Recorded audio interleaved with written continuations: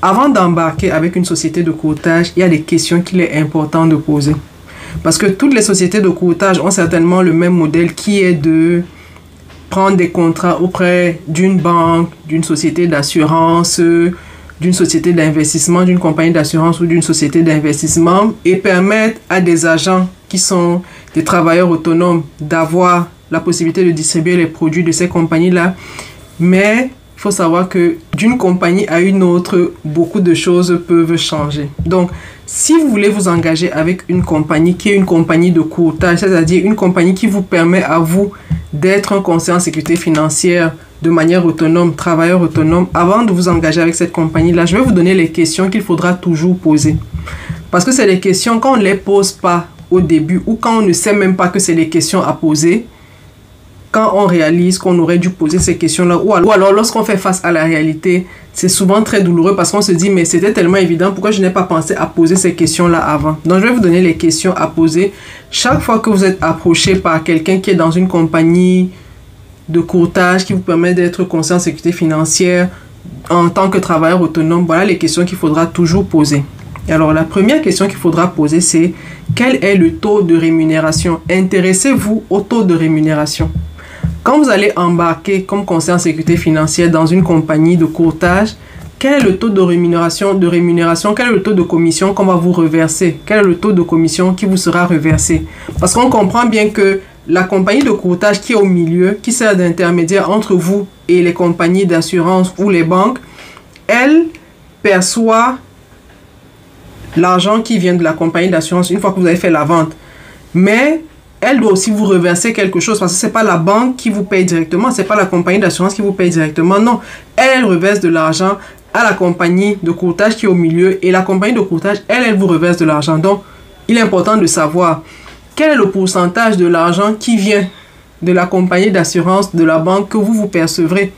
Il est important de savoir ça. Ça varie vraiment. Moi, j'aimerais pas vous dire le maximum, mais je sais qui offre le maximum. Donc, faites vos devoirs, allez rechercher quels sont les différents taux de commission dans chacune des compagnies qui vont vous approcher. Si vous êtes intéressé à devenir conseiller en sécurité financière à temps partiel, cherchez à savoir les différentes compagnies qui existent aujourd'hui, quel est le taux de rémunération, quel est le taux de commission que chacune offre. Première chose à savoir. Deuxième chose à savoir, c'est est-ce que votre clientèle vous appartient? Est-ce que la clientèle que vous allez développer dans votre activité, est-ce que c'est une clientèle qui vous appartient, avec laquelle vous pourrez partir si jamais vous décidez de quitter la compagnie de courtage en question et d'aller peut-être vous brancher directement parce qu'on ne sait jamais, vous pouvez commencer petit et à un moment vous vous rendez compte que l'activité c'est vraiment intéressant, vous avez des personnes, vous avez une bonne clientèle que vous développez, vous avez des clients à travers la province ou à travers le Canada et vous vous dites mais pourquoi mon argent passe par quelqu'un? Moi, je m'avais créé ma propre compagnie. Vous voyez? Donc, la question qu'il faudra ensuite se poser, c'est à qui appartient la clientèle que vous avez développée au sein de la compagnie avec laquelle vous travaillez? Ça a l'air banal, mais vous comprenez bien que si un jour, vous aussi, vous avez l'intention de vous brancher directement aux compagnies d'assurance, aux compagnies d'investissement, aux banques, vous vous dites que de ramener votre clientèle vous donne une bonne base de départ. Sauf que il y a des compagnies qui vous disent dans les contrats que la clientèle n'est pas la vôtre. Et c'est des contrats qu'on lit souvent vraiment à la volée. On ne prend pas le temps d'aller sur des détails parce que c'est beaucoup de pages aussi. C'est beaucoup de pages et on se dit, bon, écoute, ce qui est sûr, c'est que je vais seulement signer. Non. Poser cette question-là. Est-ce que la clientèle que je vais développer au sein de l'activité, est-ce que c'est ma clientèle ou alors est-ce que c'est la clientèle de la compagnie de courtage? Et vous savez qu'ici, on ne joue pas avec les contrats. S'il est écrit que c'est la clientèle de la compagnie de courtage, le jour où vous partez, vous ne devez même pas contacter un client parce que la compagnie pourrait vous poursuivre parce qu'elle vous a dit clairement, la clientèle est ma clientèle. Donc tu pars, tu laisses tout, tu t'en vas ou tu t'en vas. Or, il y a des compagnies qui vous donnent la possibilité, la compagnie à laquelle moi je travaille vous donne la possibilité de ramener tous vos clients. D'ailleurs, c'est votre clientèle, vous en faites ce que vous voulez. C'est votre clientèle, vous en faites ce que vous voulez. Donc, deuxième question, à qui appartient la clientèle? Est-ce que c'est votre clientèle? Est-ce que c'est la clientèle de la compagnie de courtage? La troisième question à poser, c'est combien de compagnies est-ce que vous représentez? Combien de compagnies est-ce que vous représentez? Je prends souvent l'exemple des dépôts de boissons qu'on a au pays pour illustrer ça. Et on sait tous qu'il y a des dépôts, on appelait ça dépôt Guinness, je crois. Donc les dépôts Guinness. Et vous savez que dans le dépôt Guinness, on n'a que des boissons Guinness. C'est-à-dire que si vous entrez dans un dépôt Guinness, si vous dites, je veux un top grenadine, on va vous dire que non, ici c'est le dépôt Guinness. Tout ce qu'on vend ici, ce ne sont que des produits Guinness. Vous voyez? Donc dans un dépôt Guinness, vous n'avez que des produits Guinness. Maintenant, il y a des dépôts où il y a tout. Il y a Guinness, il y a brasserie, il y a UCB, c'est UBC, UCB. Union des brasseries du Cameroun, UBC, bref. Il y a UCB, je crois. Donc, vous avez des dépôts où il y a un peu de tout. Donc, vous allez trouver du Guinness, des brasseries du Cameroun. C'est encore brasserie du Cameroun? Bref, ça fait un moment. Les noms, là, ça m'échappe. Bref, vous avez toutes les boissons là-bas que vous pouvez trouver. Donc, c'est pareil aussi avec les compagnies qui sont des intermédiaires. Il y a des compagnies qui ne traitent qu'avec une seule compagnie d'assurance. C'est-à-dire que c'est l'intermédiaire, c'est la compagnie de courtage, mais elle n'a des contrats qu'avec une seule compagnie d'assurance. Ça veut dire que elle va avoir une compagnie d'assurance qui s'appelle Original Assurance. Je prends un exemple parce que dans le code éthique, je ne dois pas citer des compagnies. Donc, prenons le cas d'une compagnie qui s'appelle Original Assurance. Donc, au Canada, il y a une compagnie qui s'appelle Original Assurance. Maintenant, quelqu'un qui est intéressé à redistribuer les produits d'Original Assurance va se rapprocher de Original Assurance, dire ok, quelles sont tes exigences pour distribuer tes produits? Original Assurance va lui dire ok, va auprès de l'AMF, va faire ceci, va faire cela, voilà les commissions que je vais te repayer. Donc, la compagnie intermédiaire s'entend avec Original Assurance. Maintenant, les travailleurs autonomes qui vont être sous le chapeau de la compagnie de courtage qui fait affaire avec Original Assurance ne pourront distribuer que les produits d'Original Assurance. Ça veut dire que c'est comme dans un dépôt Guinness. Vous n'avez que les produits du dépôt Guinness que vous pouvez distribuer. Donc, si votre compagnie de courtage ne distribue que des produits d'une compagnie, vous ne pouvez vendre que les produits de cette compagnie-là. Maintenant, si vous êtes un fan de cette compagnie-là, il n'y a pas de souci. Sauf que la réalité qu'on rencontre très souvent, c'est quoi? C'est que une compagnie d'assurance, une seule compagnie d'assurance ne peut pas avoir les produits qui répondent aux besoins de tout le monde. Non. Même dans la profession, depuis que je suis là-dedans, je me rends compte que il y a des compagnies, par exemple, qui n'assurent pas certains statuts. Il y a des compagnies qui vont vous dire que si vous avez tel statut, je ne vous assure pas. Donc, imaginez donc que vous n'avez que les produits d'Original Assurance. Et que Original Assurance vous dit, moi, je n'assure pas des personnes qui ont tel statut. Et que vous avez un client qui vient vers vous et vous dit, moi, j'ai tel statut, j'ai le budget pour payer. Comment je fais? Vous ne pouvez pas servir ce client-là parce que votre compagnie n'offre pas de protection pour les personnes qui ont le statut de votre client. Quand je dis statut, je parle des personnes qui ont le statut soit étudiant international, citoyen, résident permanent. C'est ça que j'entends par statut. Il faut que ce soit clair là-dessus. Donc, il y a des compagnies qui ne couvrent pas tous les statuts. Pareil aussi pour les états de santé. Il y a des compagnies d'assurance qui vont dire que si quelqu'un a déjà fait telle maladie, moi je ne l'assure pas. Et imaginez-vous donc que c'est une compagnie comme Original qui dit ça. C'est-à-dire que si quelqu'un a déjà fait un cancer ou une maladie ou un AVC, je ne peux pas l'assurer.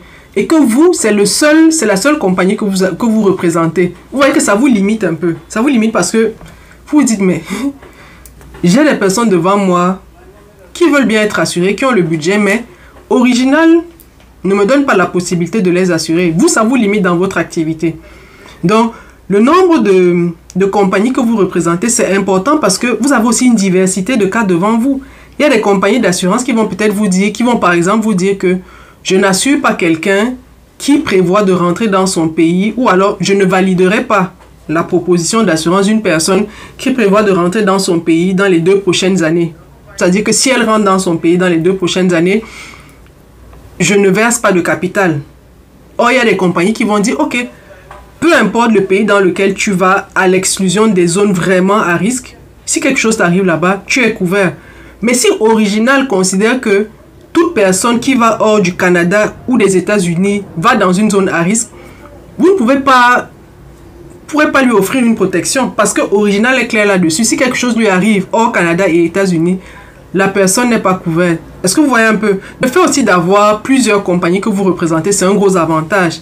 Nous, aujourd'hui, on fait du courtage, mais on a plus de 20 compagnies qui sont nos partenaires. Ça veut dire que moi, aujourd'hui, si quelqu'un me dit, j'ai déjà fait un cancer, j'ai déjà fait un AVC, je compte rentrer dans mon pays, Cameroun, Côte d'Ivoire, Gabon, peu importe le pays, dans les 2 prochaines années, voilà, j'ai un statut fumeur et tout, je suis capable de rentrer dans le système et de lui trouver une compagnie qui correspond à sa situation. Or, quand vous travaillez pour une seule compagnie, il y a de fortes chances que vous puissiez assurer peut-être quelqu'un qui compte rentrer dans son pays dans les 2 prochaines années, mais que vous ne puissiez pas assurer à un tarif raisonnable quelqu'un qui est peut-être fumeur, quelqu'un qui a arrêté de fumer depuis 2 ans, que vous ne puissiez pas assurer à un tarif raisonnable quelqu'un qui a déjà fait un cancer, quelqu'un qui a déjà fait un AVC. Vous voyez un peu? Parce que c'est des choses comme ça que les assureurs regardent. Donc, c'est aussi un élément à valider quand vous voulez vous embarquer en tant que conseiller en sécurité financière avec une compagnie.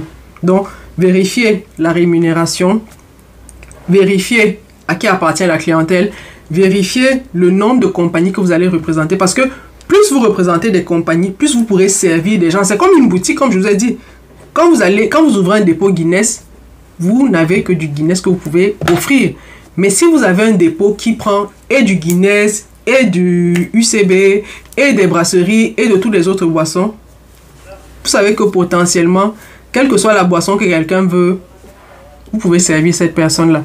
Donc voilà vraiment les éléments, voilà vraiment ce que j'ai voulu clarifier quand il s'agit de la profession de conseiller en sécurité financière en tant que travailleur autonome. Retenez bien que quand vous êtes un travailleur autonome, quand vous êtes un conseiller en sécurité financière en tant que travailleur autonome, vous travaillez via une compagnie de courtage qui va prendre les contrats auprès des compagnies d'assurance, des compagnies des banques, des sociétés d'investissement, et c'est ça qui vous donne le droit à vous aussi de distribuer ces produits-là. Petite parenthèse aussi, à aucun moment l'argent ne passe entre vos mains, c'est-à-dire que c'est toujours entre le compte de l'assureur et le compte de votre client. Pour les clients qui se disent souvent que mais le conseiller en sécurité financière, il va m'arnaquer. Non, à aucun moment votre argent ne passe entre les mains du conseiller en sécurité financière. D'ailleurs, le code éthique interdit à un conseiller en sécurité financière de faire des transactions d'argent avec un client. C'est totalement interdit. Aucun conseiller en sécurité financière ne prendra votre argent. Aucun conseiller en sécurité financière ne peut vous prêter de l'argent. C'est-à-dire que si vous avez un problème, c'est pas à votre conseiller en sécurité financière qu'il faut demander cet argent-là. Non. Demandez à un ami, demandez à quelqu'un d'autre. Votre conseiller en sécurité financière va vous dire « Mon code éthique m'interdit, je ne dois pas traiter argent avec toi. » Donc, pour ceux qui se demandent, mais mon conseiller, est-ce qu'il ne va pas? Non, c'est vraiment de votre compte au compte de la compagnie d'assurance. Le jour où vous voulez faire quoi que ce soit dans votre compte, ça sera toujours via un formulaire de la compagnie d'assurance. C'est toujours ces 2 entités-là qui se parlent. Votre banque, via l'instruction que vous donnez, et la compagnie d'assurance ou l'autre banque, via l'instruction que vous allez donner. C'est elle qui se parle.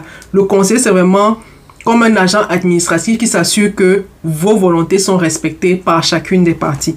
Donc, j'espère que cette vidéo vous aura été utile et vous a permis de clarifier un peu le modèle d'affaires de la plupart des compagnies qui recrutent des conseillers en sécurité financière. Retenez que c'est peut-être ce que vous appelez marketing de réseau, mais ici on appelle ça de la vente directe. Et à aucun moment, il n'est question pour vous de ramener de l'argent.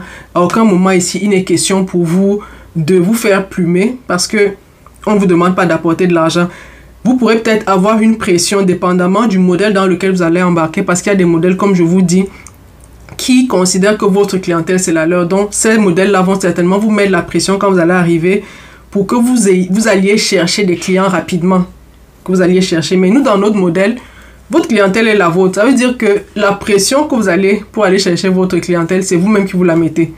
À aucun moment, on va vous dire, va chercher des clients. Non. Si tu veux pas avoir d'argent, ne pars pas chercher de clients. Si tu veux avoir de l'argent, va chercher les clients. Mais comme je vous dis, dans d'autres modèles, on va vous mettre la pression, on va dire, va chercher les clients. Parce qu'on sait qu'à la fin, les clients vont rester les nôtres. Le jour où vous partez, au moins, on reste avec les clients. Et il y a aussi un modèle que j'ai découvert récemment, c'est que dans certaines compagnies, dans toutes les compagnies même déjà, vous avez un modèle bâtisseur et un modèle vendeur. Le modèle vendeur, c'est quoi? C'est que vous êtes vraiment à la production, modèle producteur. C'est-à-dire que vous placez des polices d'assurance, vous ouvrez des comptes d'investissement, vous aidez les clients à faire leurs investissements, à faire leurs placements. Et vous avez également le modèle bâtisseur. Ça veut dire que quand vous ramenez des personnes dans le système, dans l'affaire, vous les avez et vous constituez votre équipe. Ça veut dire que c'est votre équipe. Et donc, ce que je trouve aussi formidable dans le modèle, c'est quoi? C'est que quand vous commencez à constituer votre équipe, vous avez des revenus passifs qui se créent. Ça veut dire que les personnes que vous avez ramenées, quand elles font une vente, un pourcentage de ces ventes-là revient vers vous. C'est pas un argent qui sort de nulle part, non. C'est parce que la personne a fait une vente que vous êtes payé. La personne ne fait pas de vente, vous ne serez pas payé. La personne n'a pas de licence, elle n'est pas opérationnelle, vous n'êtes pas payé. Donc, dans certains systèmes, je disais, quand vous ramenez une personne, cette personne-là devient un membre de votre équipe. Ça veut dire que quand elle fait une vente, vous avez un pourcentage de sa vente. Ce que j'ai remarqué aussi, c'est qu'il y a des modèles où, quand vous ramenez quelqu'un dans la compagnie, au lieu d'avoir un pourcentage sur ses ventes, on vous donne une somme forfaitaire, parfois $1000. C'est-à-dire que si je vous amène par exemple dans l'opportunité en question, et ça c'est pas chez nous vraiment, vous ramenez une personne, vous avez un pourcentage sur les ventes de la personne. Mais je reviens à l'autre modèle que j'essaie de vous faire comprendre. Dans ce modèle-là, quand vous ramenez une personne, on vous donne une somme forfaitaire, ça peut être $1000, $1500, et ça s'arrête là, l'affaire est finie là. Mais est-ce que vous voyez la difficulté avec ce modèle-là? Vous voyez où ce modèle-là est un peu, je trouve un peu limité. Pour moi, ce modèle est un peu limité. Pourquoi? Parce que si c'est une personne qui vient et qui ne va jamais rien produire, si on donne quelque chose de forfaitaire, ça va, il n'y a pas de souci. Mais quand on ne sait jamais la force de frappe d'une personne quand on la recrute, et je vous dis, il faut être dans le domaine des assurances pour vous rendre compte que l'être humain, c'est quelqu'un qui est capable de choses, mais vraiment incroyables. Vous voyez quelqu'un, vous ne vous dites même pas que cette personne est capable de vendre, cette personne est capable de sortir de sa zone de confort, mais un jour la personne explose littéralement et c'est elle qui fait un chiffre d'affaires incroyable dans l'activité. Donc je reviens à l'exemple, vous recrutez une personne, si c'est quelqu'un qui ne va jamais rien produire, écoutez, vous me donnez $1000, $1500, $2000, moi je suis contente parce que je sais que c'est quelqu'un qui ne va rien produire. Mais comme en règle générale, on ne sait pas de quoi quelqu'un est capable. Si vous me donnez $2000 pour une personne qui va ramener des millions ou des milliers de dollars dans la compagnie, mais qui est perdant? Qui est perdant? C'est pour ça que j'aime bien le système où, quand vous ramenez une personne dans l'entreprise, vous avez un pourcentage sur l'activité que cette personne-là va réaliser. Moi, je trouve que c'est plus juste. C'est vraiment plus juste. Vous allez me dire ce que vous en pensez. Dites-moi dans les commentaires ce que vous en pensez. Est-ce qu'il est plus juste dans un système de vente, de payer des personnes de manière forfaitaire, c'est-à-dire que tu ramènes quelqu'un, la personne, qu'elle fasse des milliards, des millions, des centaines de milliers de dollars, tu as ton $2000, tu restes tranquille, tu ne regardes pas le reste. Ou alors, avoir un pourcentage sur les ventes que la personne va faire, sachant que l'être humain est capable d'être explosif quand il se donne les moyens. Quel est le modèle que vous préférez? Dites-moi ça dans les commentaires, ça m'intéresse vraiment. Actuellement, nous avons la meilleure opportunité. Allez faire vos devoirs. Vraiment. Prenez pas ce que je vous dis là pour argent comptant. Prenez le temps de faire vos devoirs. Prenez le temps de faire vos recherches, de vous assurer que le système dans lequel vous embarquez, c'est vraiment le système qui répond le mieux à vos attentes. C'est vraiment le système qui vous garantit que dans votre déploiement, vous allez avoir les marges de manœuvre les plus extensibles possibles. Vraiment, rentrer dans un système qui va vous permettre de vous déployer au mieux. Parce qu'à un moment, il ne faut pas que vous ayez envie de vous déployer, mais que vous soyez obligé de bloquer comme ça parce que vous n'avez pas de marge de manœuvre. Donc, rentrer dans un système qui vous permet de vous déployer, mais vraiment à 360 degrés. Donc, si vous êtes intéressé à devenir conseiller en sécurité financière, à embarquer dans la meilleure opportunité de carrière qui vous permet de bâtir au Canada, aux États-Unis et à Porto Rico, n'hésitez pas à me contacter. Mon numéro s'affiche juste là. Je vous dis à très bientôt pour une prochaine vidéo. Prenez soin de vous. Bye bye.